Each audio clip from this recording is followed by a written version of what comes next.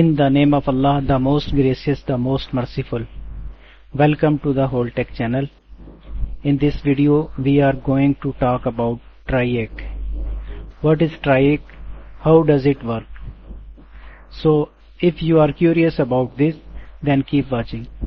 Before we get into it, make sure to hit like and subscribe button, but hit the notification bell icon.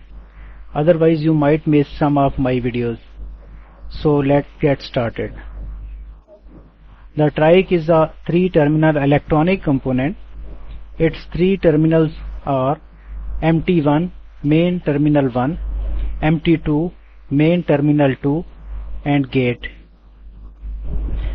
The name TRIIAC comes from the word Triode AC switch that conduct current in either direction when triggered. Unlike SCR, TRIIAC can be triggered in both directions. Here you can see the symbol of TRIIAC and its construction. It has 3 main layers in it that are P1, N1 and P2. 2 N-type material diffused in lower P2 layer and 1 N-type material is diffused in upper P1 layer. Let's understand the basic operation of TRIIAC. It is comprises on gate and 2 SCRs. This gate connects to both SCRs. The gate triggers both SCRs at the same time.